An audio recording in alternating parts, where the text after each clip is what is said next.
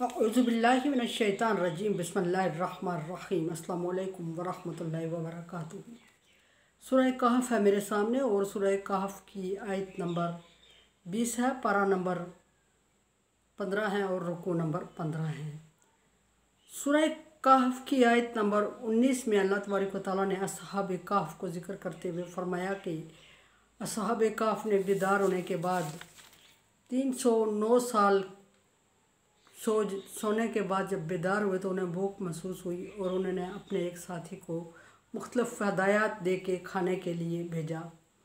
और ये सबसे बड़ी हदायत ये की कि लोगों से नरमी से पेश आना और ऐसा करना कि किसी तरह भी तुम पहचाने ना जाओ। पहचाने जाने के बाद उन्हें खदशा था कि उन्हें बादशाह वक्त के सामने पेश किया जाएगा और बादशाह उन्हें मनमानी सज़ाएँ देगा। आगे देखते हैं कि आयत 20 में फरमाया कि इन्नहुम इन यज़हरू अलैकुम यरजुमुकुम, अगर बादशाह ने तुम्हें पहचान लिया, वो अपने खदशे का इज़हार इन अल्फाज में कर रहे हैं, अगर बादशाह ने तुम्हें पहचान लिया तो वो तुझे संगसार कर देगा, यानी जला देगा, क्योंकि बादशाह वक्त जालिम था और उसने जला देना था। औ युईदुकुम, या वो तुम्हें मजबूर कर देगा, लुटा देगा, फ़ी मिल्लतिहिम, अपने मज़हब में, अपना मज़हब इख्तियार करने के लिए तुम्हें मजबूर कर देगा और तुम उसका मज़हब इख्तियार कर लोगे। और अगर तुमने मज़हब इख्तियार कर लिया, उसके दोस्त उसको कहते हैं, तो फिर डेफिनेटली सब तक अप्रोच हो जाएगी और सबको वो अपने मज़हब की तरफ ज़बरदस्ती लाएगा। और फिर लन तुफ्लिहू इज़न अबदा, और फिर मजबूर होकर अगर हम लोगों ने उसका मज़हब इख्तियार कर लिया या तुम लोगों ने उसका मज़हब इख्तियार कर लिया, आपस में एक दूसरे से कह रहे हैं, तो फिर कभी अल्लाह तबारक व तआला फरमा रहा है कि कभी कामयाब नहीं हो पाओगे। लन तुफ्लिहू अबदा, यानी कि हमेशा के लिए बदबख्ती की तरफ धकेल दिए जाओगे और दुनिया मुश्किल में गुजर चुकी है और आखिरत बर्बाद कर दोगे। ये क्या कि उसको जब खाने के लिए ये भेजा, ये डरा धमका के ये की चीज़ें ले आओ, तो मुफस्सिरीन लिखते हैं कि जब वो बाहर गया तो उसने देखा कि दुनिया की कोई चीज़ भी वो नहीं थी जो वो छोड़ के गए थे, सिवाय इमारतों के कोई चीज़ वो नहीं थी जिसको उन्होंने छोड़ा था। और एक लम्हे के लिए उसको ये लगा कि वो पागल हो चुका है, बावला हो चुका है। एक लम्हे के लिए उसने सोचा कि शायद उसका दिमाग घूम रहा है या किसी और दुनिया में आ गया है। बहुत सारे खदशात के बाद जब वो खाना लाने गया तो खाना वहाँ भी उसका मजाक उड़ाया गया, करेंसी पे मजाक, एक ने दूसरे को, दूसरे ने दूसरे को दिखाया। लोग इसके इर्द गिर्द जमा हो जाते हैं और बाज़ रवायात के मुताबिक ये भी है कि वो लोगों को लेके अपने जब वाक़या सुनाता है तो सारे लोग उसकी जगह देखने, उसकी गार देखने वहाँ उसके साथ जाते हैं। बाज़ रवायात में है कि गार में जाते ही लोगों के ऊपर अल्लाह तबारक व तआला ने फिर बेइज्जती का पर्दा डाल दिया और उस दौरान वो गायब हो चुके थे असहाब कहफ। बाज़ रवायात में ये है कि फिर वो बादशाह वक्त के सामने पेश हुए और बादशाह वक्त मुसलमान था और फिर उन्होंने बड़ी अच्छी गुफ्तगू की और ज़िंदगी गुजारने के याद व पैमान करने के बाद फिर जब वो गार में गए तो अल्लाह तबारक व तआला ने दोबारा उन्हें मौत दे दी और उन्हें मौत की नींद सुला दिया। और ये अल्लाह तबारक व तआला ने फरमाया कि यज़हरू, अगर बादशाह को समझ आ गई तो वो तुम्हें जला देगा या तुम्हें। अगली आयत में अल्लाह तबारक व तआला फरमा रहे हैं कि कज़ालिका अहसरना अलैहिम, इस तरह हमने उनकी वाक़े को लोगों पर आया कर दिया। और लोगों पर आया क्यों किया कि वो छुपे हुए थे और लोगों पे बात वाज़े कर दी कि यहाँ कोई साहब इस तरह के, इस तरह, ये यानी कि बात को खोल दिया। और बात खोलने का मकसद क्या था, अल्लाह तबारक व तआला ने आगे बात उनके राज को फाश करने का, अफशा करने का मकसद बताया। लियअलमू अन्न वअदल्लाहि हक़, ताकि वो जान लें कि अल्लाह तबारक व तआला का वादा सच्चा है। कौन जान लें? उस वक्त के लोग जो उस वक्त में पाए जाते थे। कहा जाता है कि उस वक्त के लोगों में मरकर जी उठने पर एतराज़ था और वो इस चीज़ को नहीं मान रहे थे और अकीदा गलत हो चुका था। कुछ का ये ख्याल था कि मरकर सिर्फ रूहें ज़िंदा होंगी, जिस्म पर असर नहीं होगा, क्योंकि रूह के मुताल्लिक उनका ये अकीदा था कि रूहें चूँकि पाकीज़ा और आसमान की तरफ रफ़र हो जाती हैं और उसी तरह सही सालम आसमान पे रहती हैं, और फिर जब अल्लाह तबारक व तआला चाहेगा तो उनको दोबारा बुलाएगा तो वो आसमान से अल्लाह तबारक व तआला के सामने हाज़िर हो जाएंगी। लेकिन जिस्मों के बारे में उनका भी यही ख्याल था जिस तरह के कुफ़ार मक्का का ख्याल था कि ऐसा था कि जिस्म कभी मट्टी में, ज़र्रों में, खाक में, पानी में, गैस में तहलील हो जाते हैं और वो दोबारा ज़िंदा होने के और अल्लाह तबारक व तआला के सामने हाज़िर होना मुमकिन नहीं है। और उनका ये भी ख्याल था कि मुमकिन नहीं है कि जिस्म के ज़र्रे ज़र्रे खाक रेज़ा रेज़ा उठा के अल्लाह तबारक व तआला जमा करे और फिर वही रूह उसी जिस्म में आ जाए, या एक जिस्म की इतने ज़र्रे, लाखों करोड़ों अरबों ज़र्रे वो जो आपस में ही जुड़े, एक का ज़र्रा दूसरे से जुड़ जाता है, दूसरे का दूसरे से, एक की हड्डी दूसरे में, दूसरे की दूसरे में हो जाती है।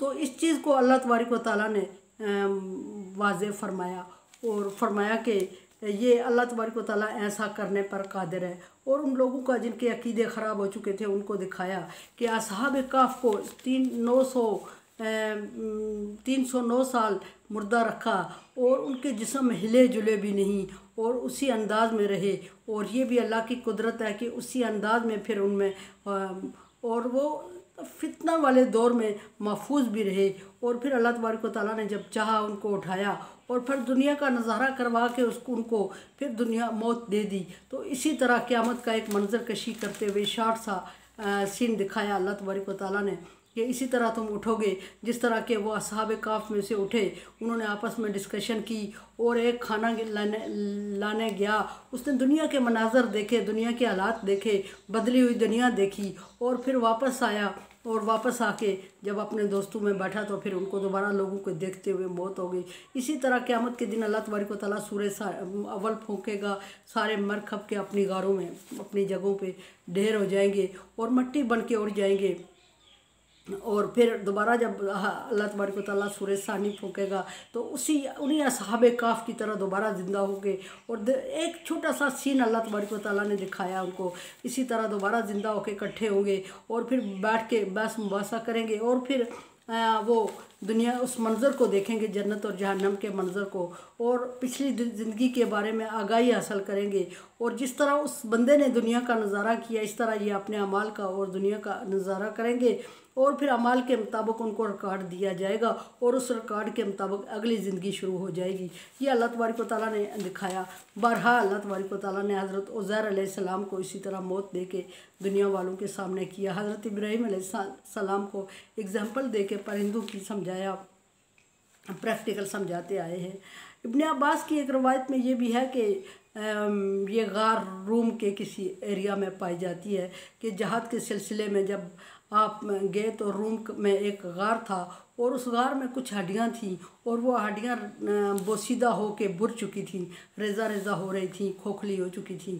तो लोगों ने जब दरियाफ़्त किया तो आप रज़ी अल्लाह तआला अन्हु ने फरमाया कि ये असहाब काफ की हड्डियाँ हैं, क्योंकि इतने अरसा मुर्दा रहने के बाद अब वो मुर्दा हो चुके थे, तो इतना अरसा मुर्दा होने के बाद उनकी हड्डियाँ अब रेज़ा रेज़ा हो रही हैं। तो अल्लाह तबारक व तआला ने ये प्रैक्टिकल कर दिखाया, फरमाया कि वाद अल्लाह हक। और दूसरी बात ये कि उनको अंदाज़ा हो जाए कि अन्नसा ला रैब फ़ीहा, कि क़यामत के बारे में कोई शक नहीं है कि वो आके रहेगी और इसी तरह के मनाजर होंगे। इज़ यतनाज़अऊन बैनहुम अम्रहुम फ़क़ालू इब्नु अलैहिम बुनियान। फिर ये भी कि कुछ लोगों ने जो इस वाक़े से आगाह थे उस वक्त के, उन्होंने कहा कि उसके ऊपर साहब काफ जहाँ रूपोश हैं, जो जानने वाले जो लोग थे, उन्होंने कहा कि इसके ऊपर कोई इमारत बना लेते हैं ताकि यादगार रहे।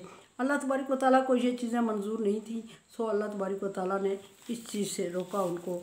और रब्बुहुम आलमु बिहिम, अल्लाह तबारक व तआला जानता है कि क्यों उनको, किस लिए और कहाँ उनको रूपोश किया और क्या मंज़र दिखाना चाहता था, क्या मंज़र उसने दिखा दिया लोगों को, और क्या एक खूबसूरत मंज़र कशी करके क़यामत की एग्ज़ाम्पल सेट करते हुए क़यामत को आने पर यकीन हो गया लोगों को।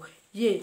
और ये फिर बाज़ रवायात में इसमें बहुत डिटेल आती है आगे कि कुछ लोगों ने कहा कि इनके ऊपर कोई यादगार इमारत बना लेते हैं ताकि रहती दुनिया तक वो इमारत कायम रहे, और ताकि फिर यादगार रहे, लोग उसको भूल ना सके। बाद लोगों ने कहा, अहले इल्म ने, कि इनके साथ इनके पर मस्जिद बना लेते हैं। ये डिटेल कल इंशाअल्लाह कि मस्जिद बना लेते हैं। इसी से रिलेटेड एक बात ये भी चल रही होती है कि कब्रें असहाबे काफ की बाज़ लोगों ने इमारत बनाने का कहा, बाद ने मस्जिद बनाने का कहा, और इसको एग्जांपल लेते हुए कुछ लोग कहते हैं कि कब्रें पक्की हूँ या ना हो। ये डिटेल है, काफ़ी डिटेल में बात होगी, और ये कल की बात है, आज मुकम्मल नहीं हो सकेगी। बहरहाल ट्रांसलेशन थोड़ी सी आगे चल जाए। फरमाया कि काल अल्लज़ी गलबू अला अम्रिहिम, जो लोग इस मामले को समझ चुके और जिन्होंने इस पर दस्तरस हासिल की, समझने की, उन्होंने कहा लत्तखिज़न अलैहिम मस्जिदा, हम यानी कि उन लोगों को नेक समझा और पारसा और अल्लाह के करीब समझा। उन्होंने कहा कि हम इसके ऊपर मस्जिद बना लेते हैं।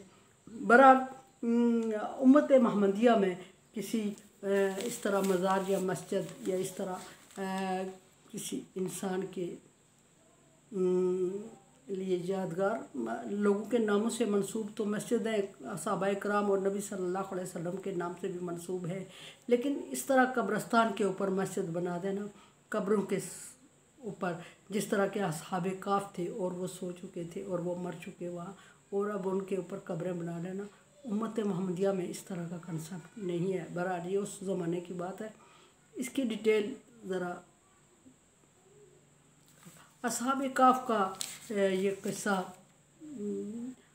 हम जैसे और कम समझने वाले लोगों के लिए, ज़्यादा समझने वाले लोगों के लिए इबरत है। कम समझने वालों को चाहिए कि इसको स्टडी करें और समझने की कोशिश करें, और ज़िंदगी क्या है और अल्लाह तबारक व तआला के है, किस तरह इसका जी उठना और क्या मनाज़र, इन चीज़ों को ज़िंदगी में समझना इंतहाई ज़रूरी है।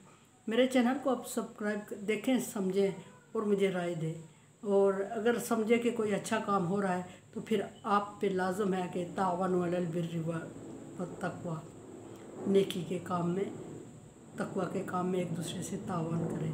और अगर आप समझ रहे हैं कि अच्छा नहीं है तो फिर आपकी मर्ज़ी। दुआ की उम्मीद भी रखती हूँ।